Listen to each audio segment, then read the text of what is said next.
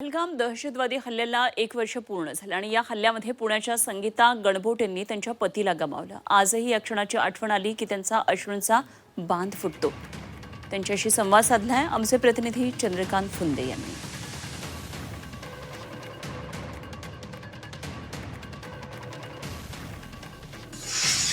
काय सांगाल, काय आयुष्य बदललं? आयुष्य तर पूर्ण म्हणजे बदलून गेलेलं आहे। जेव्हा माझे मिस्टर होते तेव्हा मला कशाचीच काहीच फिकीर नव्हती। कोणी आजारी पडलं किंवा कुणाचं काय 10वा असो, कुणाचं 13वा असो, काही असो, तर आम्ही दोघंही बरोबर जात होतो। आम्ही सोबतच होतो, सगळेच आम्ही 5ही जण सोबत होतो।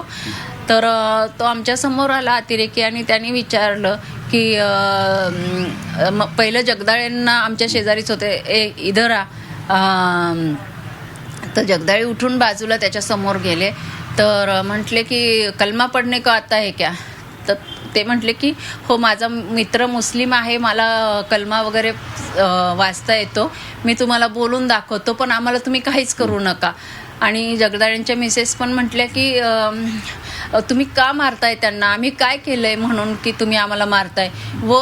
तर ते म्हटलं की तुम्ही ते जाऊन मोदींना सांगा, त्यांनी म्हणजे आमच्याविषयी तुमच्या लोकांनी सगळी अफवा पसरवलेली आहे की हे बायकांना मारतात, बायकांना छळतात, तर हे चुकीचं आहे। आम्ही पुरुषांना मारतो, आम्ही लेडीजवर हात उचलत नाही असं। तर ठीक आहे म्हणे, आम्ही सांगतो मोदींना जाऊन, तुम्ही पण आम्हाला मारू नका, असं काही म्हणायच्या आत त्यांनी जगदाळेंना गोळी घातली की लगेच माझ्या मिस्टरांनाही गोळी घातली आणि तो आम्हाला काही कळायच्या आत तो तिथून निघून गेला।